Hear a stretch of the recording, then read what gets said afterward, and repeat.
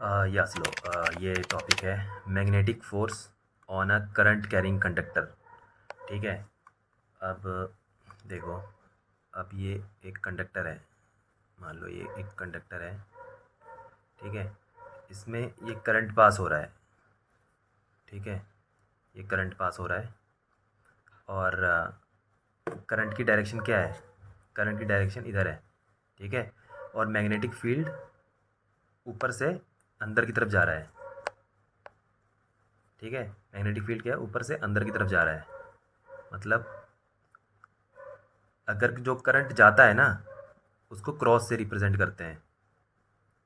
ठीक है। और अगर घूम के अगर वापस आ रहा है तो उसको डॉट से रिप्रेजेंट करते हैं। लेकिन ये एक यूनिफॉर्म मैग्नेटिक फील्ड है। ठीक है। तो मतलब क्रॉस का मतलब ऊपर से नीचे की तरफ मैग्नेटिक फील्ड जा रही है, ऐसे पैरेलल में। ठीक है। और अगर दूसरे तरीके से देखें, अब जैसे ये ये नॉर्थ पोल है, ये साउथ पोल है। ठीक है। तो मैग्नेटिक फील्ड अगर ऐसे जा रही है तो ये कंडक्टर है और इसका जो करंट है यहाँ जा रहा है। ठीक है। ये दोनों मैग्नेटिक फील्ड और करंट कैरिंग कंडक्टर जो करंट है, ये 90 डिग्री में होने चाहिए। ठीक है। अब देखो यहाँ पे मैग्नेटिक फील्ड ऊपर से नीचे आ रही है, मतलब अंदर जा रही है। तो यहाँ और जो करंट कैरिंग कंडक्टर है, करंट यहाँ जा रहा है, तो ये 90 डिग्री है। जब ऐसे होगा तभी वो मैग्नेटिक फील्ड प्रोड्यूस होती है। जो कंडक्टर है वो एक्सपीरियंस करेगा मैग्नेटिक फील्ड। ठीक है। अब कोई भी चार्ज पार्टिकल है, ठीक है, क्यू, अगर वो किसी मैग्नेटिक फील्ड के अंदर अ, अगर रखो, तो उसमें से अगर करंट पास करो तो वो मैग्नेटिक फील्ड एक्सपीरियंस करेगा वो। ठीक है। अब इसका देखो, इसका फॉर्मूला होता है F is equal to charge V into B, ये वेक्टर साइन। ठीक है। अब ये एफ फोर्स है, ये चार्ज है, और ये वेलोसिटी है, और ये मैग्नेटिक फील्ड है। ठीक है। अब अब देखो, इसको अगर लिखोगे तो चार्ज को क्या लिख सकते हो? अगर एक एक इलेक्ट्रॉन की बात कर रहे हैं तो इलेक्ट्रॉन नेगेटिव होता है। तो एक इलेक्ट्रॉन की बात कर रहे हैं तो क्यू की जगह ई आ जाएगा, इलेक्ट्रॉन। ठीक है। और ये वी क्या है? ड्रिफ्ट वेलोसिटी है। ठीक है। अब कोई भी चार्ज इलेक्ट्रॉन को मूव करने के लिए वेलोसिटी लगती है, उसको हम ड्रिफ्ट वेलोसिटी कहते हैं। ठीक है। V D into B. ठीक है। तो अब ये तो सिंगल एक इलेक्ट्रॉन हो गया। तो अब टोटल नंबर ऑफ़ इलेक्ट्रॉन्स क्या होंगे? तो फोर्स जो लगेगा वो total number of electrons into उन सब में जो फोर्स लगेगा। ठीक है। तो टोटल नंबर ऑफ़ इलेक्ट्रॉन्स क्या होंगे? तो N N is equal to number of electrons. ठीक है। तो जैसे ये कंडक्टर है, एक कंडक्टर है, मतलब जैसे ये पेन है, ये कंडक्टर है, इसको हम ऐसे करके देख रहे हैं, क्रॉस सेक्शन देख रहे हैं। ठीक है। तो ये टोटल इसका एरिया आ जाएगा। तो एरिया को ए लिखेंगे। और इसकी कंडक्टर की, जैसे ये पेन है, तो ये तो क्रॉस सेक्शन हो गया, यहाँ से कटा हुआ। अब इसको, इसकी लेंथ भी तो होगी कंडक्टर की ना, यहाँ से यहाँ तक कितनी लेंथ है? ठीक है। तो इस लेंथ को एल ले लेंगे और इसका जो एरिया है वो ए है। तो number of electrons into area, area क्या है? ए इंटू एल।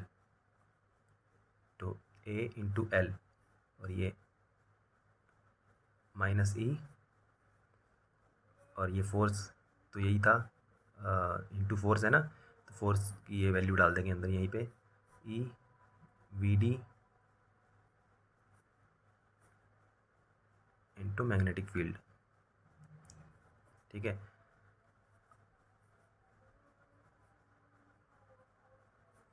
तो एन, इसको थोड़ा सिंप्लीफाई कर देंगे, minus N A L E drift velocity into magnetic field.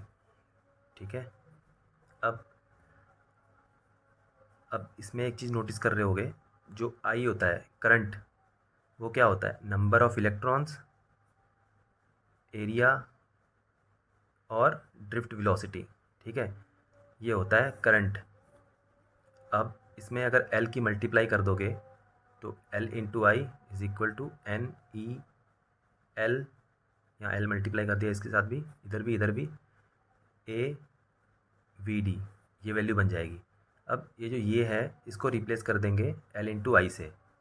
ठीक है, अब देखो इसमें जो है एन ए एल ई और ड्रिफ्ट वेलोसिटी, इन सबको रिप्लेस कर देंगे एल आई से, तो क्या आ जाएगा, एल आई इंटू बी।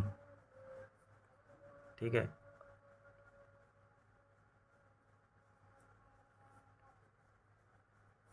अभी मैं जो नेगेटिव साइन है वो हटा देंगे। अब नेगेटिव साइन का क्या मतलब है, अगर हम दो तरह के चार्ज होते हैं, एक तरफ मतलब एक पॉजिटिव होता है एक नेगेटिव होता है, तो मैग्नेटिक फील्ड जो होती है, ठीक है, या तो अगर नेगेटिव है या तो अंदर जाएगी, अगर पॉजिटिव है तो बाहर आएगी। ठीक है, तो ऑपोजिट होगा दोनों में।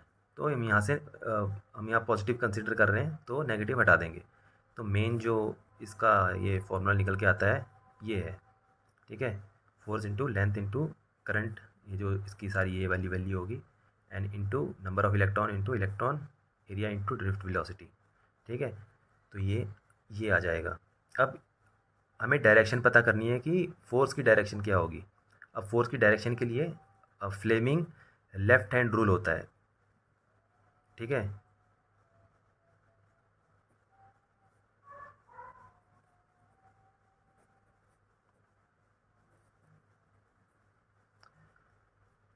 तो फ्लेमिंग लेफ्ट हैंड रूल में क्या होता है, जो थंब है, ठीक है, और ये जो इंडेक्स फिंगर है और ये, ठीक है, और ये जो मिड फिंगर है ये रिप्रेजेंट करता है, और जो ये करंट को रिप्रेजेंट करता है, ये करंट, और ये मैग्नेटिक फील्ड,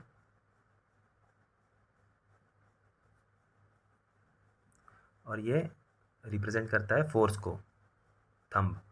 ठीक है, अब इससे हम पता कर सकते हैं कि इसकी जो फोर्स है कौन सी डायरेक्शन में है। ठीक है, अब देखो ये लेफ्ट हैंड रूल है, तो ये जो थंब है ये रिप्रेजेंट करेगा फोर्स को, और ये जो इंडेक्स फिंगर है ये रिप्रेजेंट करता है मैग्नेटिक फील्ड को, और जो मिड फिंगर है ये रिप्रेजेंट करती है करंट को। अब देखो इस डायग्राम में ये जो क्रॉस है मतलब करंट अंदर जा रहा है और मैग्नेटिक फील्ड अंदर जा रही है, और करंट की डायरेक्शन इधर है, तो करंट की डायरेक्शन इधर रखेंगे। ठीक है, और मैग्नेटिक फील्ड अंदर है तो ऐसे लगेगा। ठीक है, मैग्नेटिक ये इंडेक्स फिंगर मैग्नेटिक फील्ड है, ये अंदर जा रही है, करंट की डायरेक्शन इधर है और थंब ऊपर है, तो मैग्नेटिक फील्ड जो फोर्स लगेगा वो ऊपर की तरफ लगेगा। ठीक है, तो यहाँ पे ये फोर्स लगेगा, तो यहाँ पे एप्लीकेशन ये फ्लेमिंग लेफ्ट हैंड रूल की यहाँ लग जाएगी, और ये इसका इक्वेशन है, ये याद कर लेना, ये न्यूमेरिकल्स वगैरह में काम आती है। ठीक है।